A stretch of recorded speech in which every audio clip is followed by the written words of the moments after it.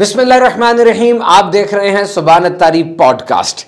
हर वक्त अपने मसाइल के बारे में सोचते रहना, हर वक्त अपने मसाइल के बारे में गुफ्तगू करते रहना, ये बात मसाइल को और ज़्यादा बड़ा और मुश्किल बना देती है। और याद रखिए, यही डिप्रेशन की सबसे अहम तरीन वजह है पूरी दुनिया के अंदर कि हम सिर्फ मसाइल के ऊपर फोकस करके बैठे हैं और हल की तरफ यानी सोल्यूशन की तरफ फोकस नहीं करते।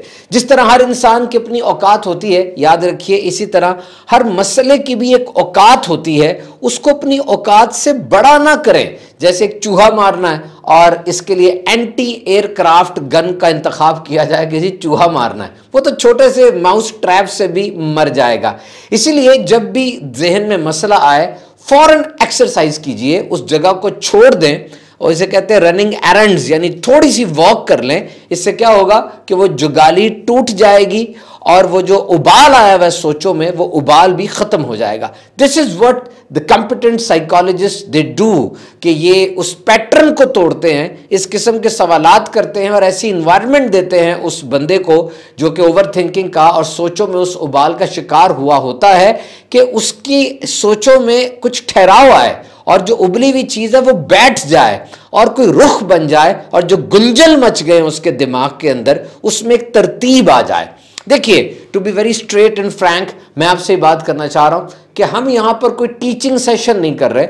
मैं यहां पे टीचिंग करने नहीं आया, बल्कि डिस्कस करने आया हूं। I am not here for a teaching session, but it's a counselling session. तो आप अपने दरवाजे खुले रखें, आने दें फ्लो को, जो आ रहा है आपकी तरफ, मेरी तरफ से जो भी गुफ्तगू हो रही है उसको मानने का जहन रखें। क्योंकि जब इंसान बोलता है या लिखता है, वो इल्म को बाहर निकाल रहा होता है, और जब वो सुनता है या देखता है, वो इल्म को अंदर लेकर जाता है। तो इस वक्त मैं इल्म देना चाह रहा हूं आपको और आप इल्म लेना चाह रहे हैं, तो बी क्वाइट और बड़े गौर के साथ बात को सुनते चले जाएं और देखते चले जाएं। हर चीज में लॉजिक नहीं ढूंढना चाहिए, इससे बात का जो क्रिस्पी होना है वो टूट जाता है, गुफ्तगू का मजा नहीं आता।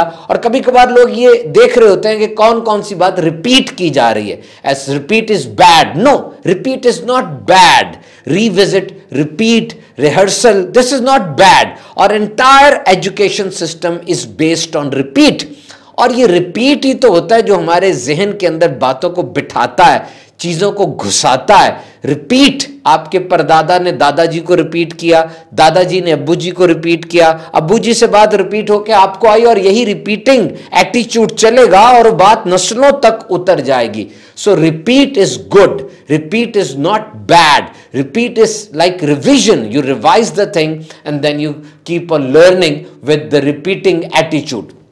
याद रखिए, हमारा मकसद क्या है कि आपकी ज़ात से उन सलाहियतों को अनलॉक करें जो कि जंग आलूद चीज़ें हो चुकी हैं, उनको पॉलिश करें। So words are actually a polish and we are using words to polish the rusted capabilities and skills which are hidden inside you. लेकिन मसला तब बनता है कि आप पिंजरे में कैद हैं और चाबी पिंजरे की आपके पास है, खुद निकल सकते हैं लेकिन निकल नहीं रहे। मसला तब बनता है जब एक कैदी को अपनी बेड़ियों से और हथकड़ियों से प्यार हो जाता है, अब उसको आजादी कौन दिलाए। तो अपने अंदर ये डिप्रेशन, टेंशन जैसी चीजों को दूर करें और पोटेंशियल के साथ उभर के सामने आए, दुनिया पे छा जाएं। ऐसा ना हो कि मौत आ जाए और ये सारी सलाहियतें जो आपको दी गई थी, ये आपके गिर्द हाथ बांधे खड़ी हों और कह रही हो कि अपने साथ कब्र में हमें भी लेकर जा रहे हो। So try to be proactive. जो सोचों की बात मैंने शुरू में की, उन सोचों से अपने आप को निजात दिलाइए। और जब भी आपको यह लगे कि सोचों में उबाल आ रहा है, you are over thinking, right, लिखना शुरू कर दीजिए। और जब आपको लगे कि आप अंडर थिंकिंग कर रहे हैं, कम सोच रहे हैं, तो आप पढ़ना शुरू कर दीजिए। और माजी के साथ आपका क्या रिश्ता है, इसको जरूर मद्देनजर रखिए, क्योंकि past, this is important. Past की डेफिनेशन यह है कि माजी की वो चीजें जो मुस्तकबिल में काम देंगी, सिर्फ उनको साथ रख लें, बाकी सबको डिस्पोज ऑफ और जंग कर दें, वरना वो आपको किसी नई तरफ नहीं लेकर जाएगा, पुरानी भूल भुलैयों में घुमाता रहेगा और रिजल्ट लेस ये एक्टिविटी होगी। तो माजी से जान छुड़ाएं, सिर्फ वो चीजें जो मुस्तकबिल में फायदे की हैं उनको पकड़ें, बाकियों को छोड़ दें। और ओवरथिंकिंग, डिप्रेशन से बचने के लिए एक जुमला याद रखिए, अब क्या करना है। मिसाल के तौर पे 1 जनवरी 2025 का दिन है और दोपहर के 2 बजे हैं। आप दोपहर को 2 बजे ये सोचेंगे कि अब 1 जनवरी 2025 को दोपहर 2 बजे के बाद मैंने क्या करना है, उससे पहले जो भी हुआ खत्म हो गया, उसको ना सोचें। सारी जिंदगी जाया कर दी, कुछ नहीं होता। अब 2 बजे के बाद मैंने क्या करना है। सुबह से मैं बिस्तर पे पड़ा हूं और अब बिल्कुल दिल नहीं कर रहा, अब सुबह से नहीं कुछ कर सका तो अब क्या करूंगा, यह भी नहीं सोचना। सोचे अब 2 बजे के बाद क्या करना है। बहुत बड़ा सानेहा हो गया, बड़ा वाकया हो गया जिंदगी में, मत सोचे, ये सोचे अब मुझे क्या करना है।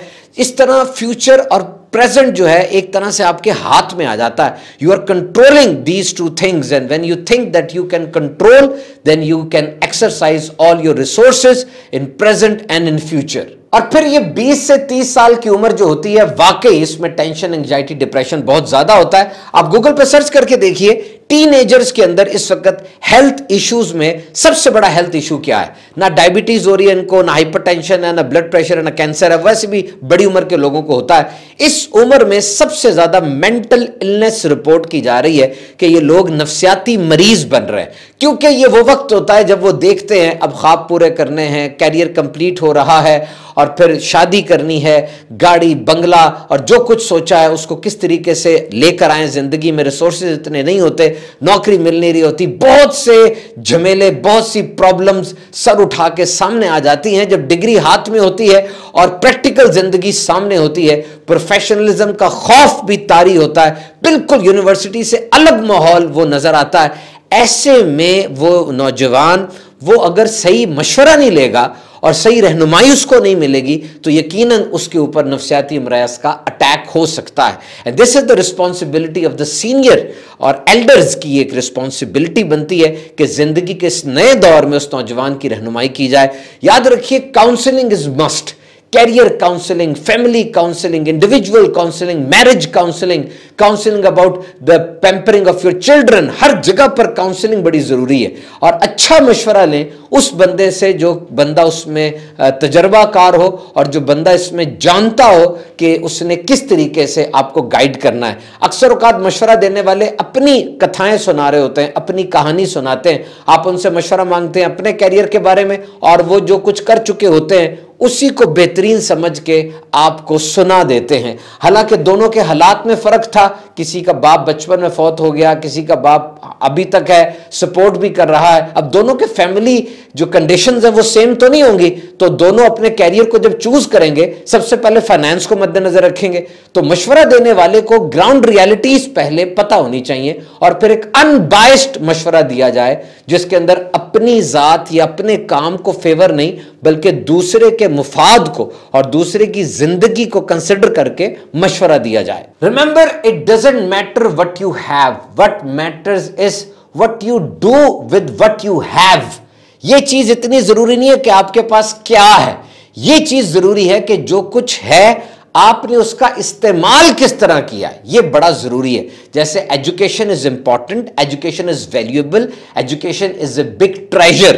तालीम बड़ी चीज है, लेकिन अगर उस पर एक्ट अपॉन ही नहीं करेंगे, एक्शन नहीं होगा तो उस तालीम का क्या फायदा। जैसे सबको पता है कि सिगरेट पीना नुकसानदेह है, सैकड़ों बीमारियों की वजह बन सकता है, लेकिन फिर भी हाथ में सिगरेट नजर आते हैं। इसका मतलब यह हुआ कि इल्म है लेकिन उस पर अमल करना यह ज्यादा जरूरी है। तो आपके पास क्या है, सबके पास जो है वही आपके पास है। मुस्कुराहट है, हाथ मिला सकते हैं आप और खाना खा सकते हैं आप, लेकिन जो कुछ है आप किस तरीके से वो करते हैं। हाथ तो सारे मिलाते हैं, आपका हाथ मिलाने में गर्मजोशी है, मुस्कुराते तो सब हैं, लेकिन आपकी मुस्कुराहट वाकई दूसरों के अंदर आपकी मोहब्बत पैदा करती है, आप दूसरों के गर्विदा बन जाते हैं। This is important. और यह बात याद रखिएगा टेंशन, डिप्रेशन, एंजाइटी में कि दिन में जब भी आपके ऊपर मनफी जज्बात तारी होते हैं, गुस्सा आता है या कोई ऐसी परेशानी आती है, दिल की धड़कन तेज हो जाती है और कोई ऐसा अटैक्स आपको होता है, ये मत समझे कि वो चला जाता है, बल्कि वो जिस्म में कहीं ना कहीं स्टोर हो जाता है और बाद में फिर वो सर उठाता है। लोग कहते हैं दिल में दर्द हो रही है, दिल में दर्द हो रही है। दिल में दर्द कोई नहीं होती, वो गैस होती है या पेट का प्रॉब्लम होता है। बहरहाल अगर आपको लगे, आपने चेक जरूर करवाना है। इसी तरीके से बहुत से लोग बीमारियों के साथ आते हैं ब्लड टेस्ट करवाए जाते हैं, स्कैन्स होते हैं, कुछ नहीं निकलता है ना। ऐसे केसेस, पेट खराब होता चला जा रहा है, मसल में स्पैज्म आ रहा है, ऐसे केसेस दर हकीकत नफ्सियाती बीमारियों के केस होते हैं। जब भी आप पे कोई मूड तारी होता है और फिर वो चला जाता है, दर हकीकत वो गया नहीं, वो जिस्म में स्टोर हो गया और वो स्टोर होके अब आपको तंग कर रहा है। एक जगह मैंने पढ़ा कि ये अक्सर आंखों के नीचे भी स्टोर होता है और ये जॉ लाइन है यहां पर भी स्टोर हो जाता है। तो दबा के इसको यूं करके एक्सरसाइज करें अगर, तो ये एग्जॉस्ट हो सकता है। इसी तरह आईब्रोज के ऊपर यहां पर भी ये स्टोर होता है, अगर आप ऐसे ऐनक को नीचे करके यूं करके करें तब भी ये एवेपोरेट हो जाता है, निकल जाता है। बहरहाल इट्स एन एक्सरसाइज, अगर आप ये एक्सरसाइज कर सकते हैं तो जरूर कीजिए। और ये भी एक तहकीक है कि डिप्रेशन के अंदर आइडियल का बड़ा मैटर होता है कि आप किसको आइडियलाइज करते हैं, वो कौन सा बंदा है जिसको आप आइडियलाइज करते हैं। आमतौर पे लोग क्रिकेटर्स को और गुलकारों को, एक्टर्स को लाइक करते हैं और लाइक की आखिरी हद यानी आइडियल तक बना लेते हैं। और फिर इनमें से अगर कोई इंसान वो खुदकुशी कर ले तो फिर बहुत ज्यादा खुदकुशी की एक्सट्रीम शुरू हो जाती है। उसको मानने वाले, उसको चाहने वाले, उनके अंदर भी ये ट्रेंड देखने में आता है। देखिए, आप ऐसे को आइडियल बनाएं जहां तमाम रहनुमाई मौजूद है और जहां रहनुमाई ऐसी है कि अगर मैं पीछे चलूं तो मेरी जात में सुकून आ जाता है, वजूद में चैन और इत्मीनान आ जाता है। किसी ने क्रिकेटर बनना है, अब जाहिर बात है वो क्रिकेटर को फॉलो करेगा, और अगर किसी ने एक्टर बनना है तो वो एक्टर के पीछे ही चलेगा, तो गुर सीखेगा। और ये आइडियल्स बदलते भी रहते हैं। मजहबी आइडियल और होता है, दुनियावी तौर पे आइडियल और होता है, बचपन में आइडियल कोई और होता है, लड़कपन में कोई और होता है, जवानी में आइडियल बदल जाता है। आमतौर पे बचपन में जो झूले वाली जगह होती है, प्ले एरिया, उसमें जो गार्ड होता है, बच्चे उसको भी आइडियल बना लेते हैं कि यार इसको टिकट देंगे तो अंदर दाखिल होंगे। बड़ी सी बस चलाने वाला वो आइडियल बन जाता है कि यार इतनी बड़ी बस चला लेता है, ये कितना जबरदस्त फनकार है। तो याद रखिए, when you are choosing an ideal or if you are continuously watching someone on screen, that someone will become your ideal. This is something natural. This is the response of a human being. So always try to choose the one who will give you complete guidance in all walks of life. और ये जो बड़ी बात है, ये तो सिर्फ नबी पाक सल्लल्लाहु अलैहि वसल्लम की ज़ात अक़दस में मिलती है कि अगर ताजिर हो, फौजी जर्नैल हो, एडमिनिस्ट्रेटर हो, कम्युनिकेशन स्किल्स हो, पर्सनल रिलायबिलिटी हो, ट्रस्टवर्दीनेस हो, ट्रेडर हो, कोई भी चीज़ आप उठा के देख लीजिए, नबी पाक सल्लल्लाहु अलैहि वसल्लम की ज़ात में मुकम्मल रहनुमाई मौजूद है। तो आइडियल अगर हम बनाएंगे तो यकीनन अपने आका सल्लल्लाहु अलैहि वसल्लम को बनाएंगे, तमाम टेंशन, एंजाइटी, डिप्रेशन से बचे रहेंगे। और फिर एक और चीज के डिप्रेशन, एंजाइटी, नफ्सियाती अमराज का डायरेक्ट ताल्लुक आपके रेस्ट और आपकी नींद से भी है। आमतौर पे कहा जाता है कि मैं सोकर उठा हूं लेकिन मेरी नींद पूरी नहीं हुई, मेरा रेस्ट पूरा नहीं हुआ। दरहकीकत कहने वाला यही कह रहा होता है कि मेरा रेस्ट पूरा नहीं हुआ। तो one important and general form of rest is physical rest. एक तो फिजिकल रेस्ट है ना कि नैपिंग लिया आपने, सो गए, बिस्तर पर पड़े रहे। इसके अलावा भी रेस्ट की बहुत सी फॉर्म है। एक सोशल रेस्ट भी होता है कि आप जमे गफीर से निकलें, लोगों के हजूम से हटें, दोस्तों को भी छोड़ दें, थोड़ा फितरत के करीब हों और सोशली अपने आप को रेस्ट दें। एक मेंटल रेस्ट भी होता है कि electronics, screen, light, mobile, laptop, इन सब को छोड़ दिया जाए और कुछ देर के लिए बड़ी नेचुरल एनवायरनमेंट में रहा जाए। और एक क्रिएटिव रेस्ट होता है कि आप नेचुरल एनवायरनमेंट में रहें और उसको फील करें। और एक स्पिरिचुअल रेस्ट होता है कि आप ऐसी जगह पर रहें जहां आपकी रूह को सुकून मिलता है, जहां अंदर से सुकून होता है। ये यकीनन इबादत है और अल्लाह के नेक बंदों की सोहबत है। और सोशल रेस्ट का जो मैंने आपको बताया उसमें याद रखिएगा, leave toxic people in toxic places. जब ये जहरीले लोगों और जहरीली जगहों को आप छोड़ देते हैं ना, तो सबसे पहला फर्क आपकी जात में ये आता है कि आपका जिस्म हील होना शुरू हो जाता है। जैसे एक मरीज हो, वो मरीज घर को छोड़े और अस्पताल चला जाए, अब उसके अंदर हीलिंग होगी, उसकी जात पे बेहतरी होगी, उसको इंजेक्शन, दवाइयां, ऑपरेशन वगैरह होगा तो वो बेहतरी की तरफ चलेगा। तो जब आप इन टॉक्सिक जहरीले लोगों और जहरीली जगहों को छोड़ देंगे, सबसे पहले आप महसूस करेंगे चीजें बेहतर हो रही हैं। आपकी स्किन का रंग भी चमकने लग जाएगा, चेहरे पर मुस्कुराहट दोबारा आ जाएगी, भूख भी सही लगना शुरू हो जाएगी। और ये दरहकीकत आपका जिस्म आपको थैंक यू कह रहा होता है कि थैंक यू, तुमने हमारा ख्याल रखा और हमें ऐसी चीजों, ऐसे लोगों, ऐसी जगहों से बचाया। So remember, rest is not only physical rest, बल्कि ये सारी रेस्ट की फॉर्म्स हैं जिसका हमें एक्सपीरियंस होगा तो वजूद के अंदर सुकून और इत्मीनान आएगा। और एक बहुत बड़ी चीज है how you close your day. आप अपने दिन का इख्तिताम किस अंदाज से करते हैं। दिन के आखिरी 5 मिनट बड़े अहम तरीन है। जिस तरह आप रात को सोते हुए अगर अलमारी में या फ्रिज में कोई चीज रखें, सुबह आप उठेंगे तो वही चीज आपको मिलेगी जो रात को आपने रखी थी। इसी तरीके से रात को सोते हुए अपने दिमाग में जो जुमला कह के आप सोएंगे, सुबह उठेंगे तो वही चीज आपको मिलेगी, बल्कि तैयारशुदा मिलेगी, क्योंकि सारी रात दिमाग में वो पकती रही। It kept on cooking and cooking and cooking and when you will wake up you will have a ready and finished product.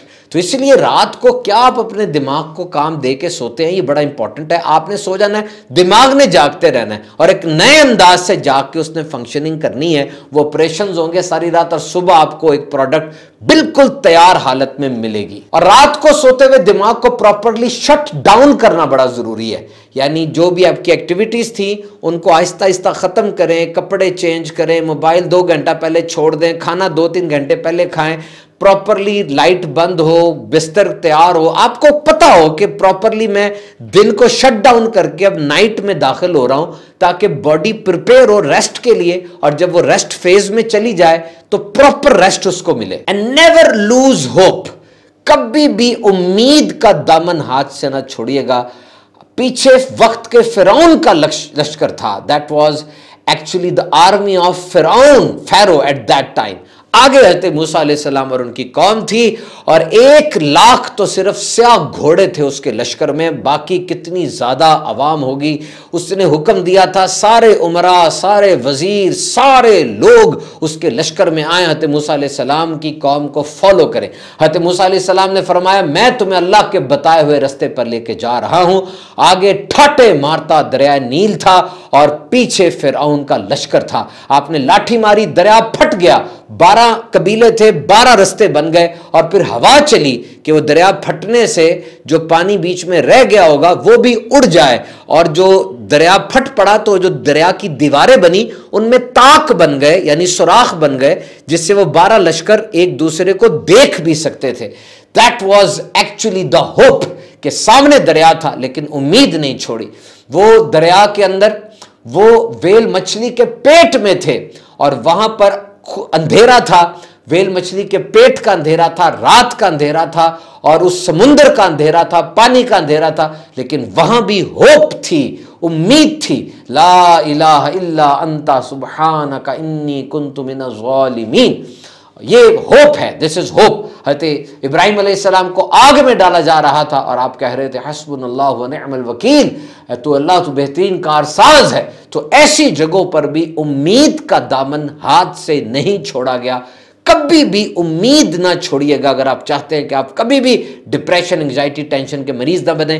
Never lose hope, उम्मीद कभी ना छोड़िएगा। और अब 5 मुख्तसर इलाज सुनिए डिप्रेशन के। नंबर 1, अल्लाह का जिक्र करते रहा करें, अपने काम अल्लाह के सुपुर्द कर दें। जो करता है अल्लाह करता है और जो करता है बेहतरीन करता है। मुंह से पुकारे इन्ना लिल्लाहि व इन्ना इलैहि राजिऊन। हम अल्लाह ही के हैं और उसी की तरफ लौटने वाले हैं। जो भी हादसा हो, जो भी वाकया हो, ये जुमला मुंह से अदा करते रहा करें। नंबर 2, अपनी डाइट ठीक करें। अगर आप फिजिकली फिट होंगे ऑटोमेटिकली मेंटली भी फिट हो जाएंगे, क्योंकि माइंड ये जिस्म को फॉलो करता है। नंबर 3, पैसा कमाएं और जो पैसा कमाएं उस पर अल्लाह का शुक्र अदा करें और अल्लाह की राह में वो पैसा खर्च करें। नंबर 4, अपना खानदान बनाएं, मजबूत करें और उस खानदान को सपोर्ट करने का जहन बनाएं। जब जिंदगी में इतनी बड़ी कॉज और रीजन आ जाएगी फिर इंशाअल्लाह ये बीमारियां ये आपका पीछा छोड़ देंगी।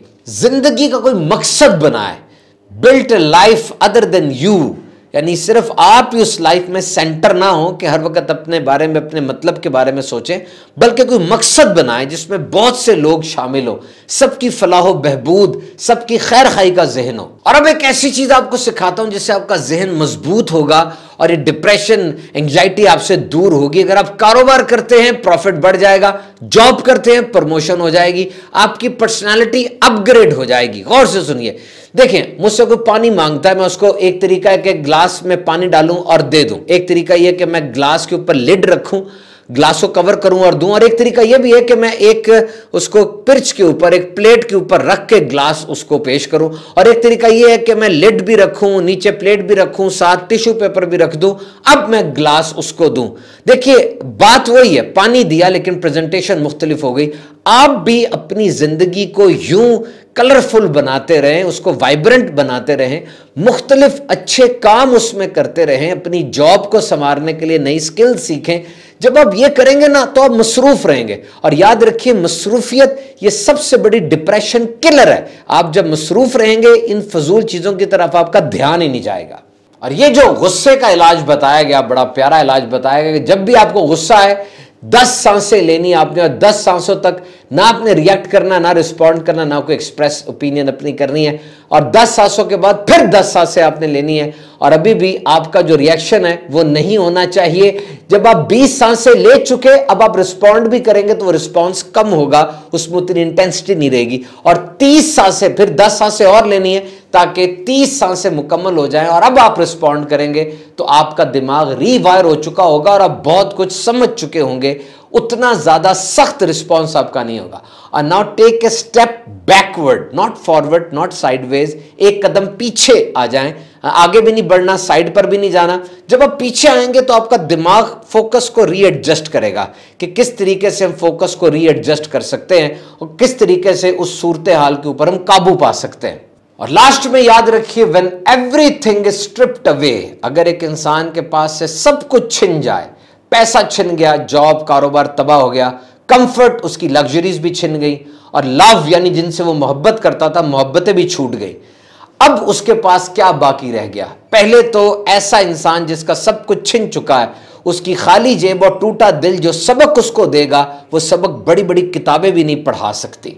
और ऐसी हालत में रॉ अनफिल्टर्ड यानी सब छिन गया तो उसके पास अब क्या रह गया? वो खालिस है जो उसके पास रह गया, और वो क्या है? वो है उसका अपना आप। बाहर कुछ नहीं हो पा रहा तो अपने आप पे कोशिश करे। याद रखिए, उन चीजों पे मेहनत करना कभी ना छोड़िएगा जिन्हें आपसे कोई नहीं छीन सकता, और वो क्या है? Your character, your knowledge, your mindset, your attitude. इन चीजों पे काम करना कभी ना छोड़िएगा, यही आपको आगे लेकर जाने वाली हैं। आमतौर पे हमारे पास लोग आते हैं और आकर कहते हैं ये मेरे गोल्स हैं, मैं कैसे हासिल करूं।